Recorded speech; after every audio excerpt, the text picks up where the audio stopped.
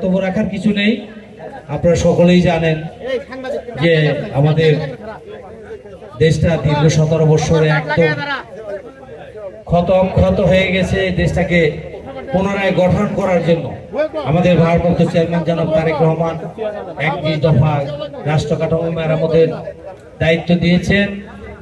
যদি বিএনপি ক্ষমতায় আসে তাহলে 31 দফার মাধ্যমে দেশটাকে আবার সুন্দর করে সাজাবে। আপনারা সকলে জানেন এই 31 দফার প্রত্যেকটা কাজই এদেশের মানুষের জন্য, দেশ গড়ার জন্য, দেশটাকে পুনরায় সুন্দর করার জন্য। কাজে আমাদের বর্তমান একটি অস্থায়ী সরকার দেশ পরিচালনা করছে।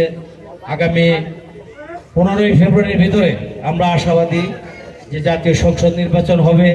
সেই সংসদ নির্বাচনে আমাদের ধানের শীষের কাণ্ডারি, আমাদের ধানের শীষের প্রার্থী আমাদের আল্লাহ তমিজউদ্দিন সাহেব হবে।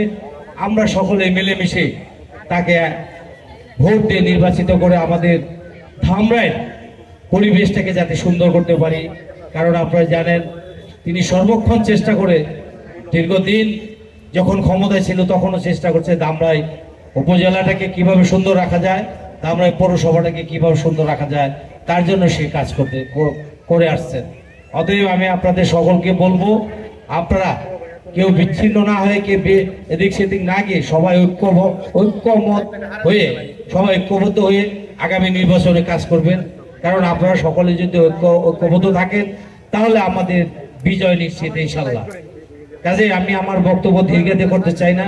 আপনাদের সবাইকে আগামী নির্বাচনে ঐক্যবদ্ধভাবে কাজ করার আশা প্রত্যাশা ব্যক্ত করে আপনাদের সবাইকে ধন্যবাদ জানিয়ে, বিশেষ করে ধামরাই পৌরসভার 7 নং ওয়ার্ডের নেতাকর্মী যারা অক্লান্ত পরিশ্রম করে আজকের এই সন্ধ্যাকালীন অনুষ্ঠানটি করেছেন, মত বিনিময় সভাটির আয়োজন করেছেন, তাদেরকে আমি ধামরাই থানা বিএনপির পক্ষ থেকে ধন্যবাদ জানাই। সবাইকে ধন্যবাদ। বাংলাদেশ জিন্দাবাদ, বাংলাদেশ জাতীয়তাবাদী দল জিন্দাবাদ, শহীদ জিয়া অমর হোক, খালেদা জিয়া জিন্দাবাদ, আগামী দিনে রাষ্ট্রনায়ক তারেক রহমান জিন্দাবাদ, আমাদের সকলের প্রিয় নেতা আল্লাহ তমিজউদ্দিন জিন্দাবাদ। সবাইকে ধন্যবাদ। আসসালাম।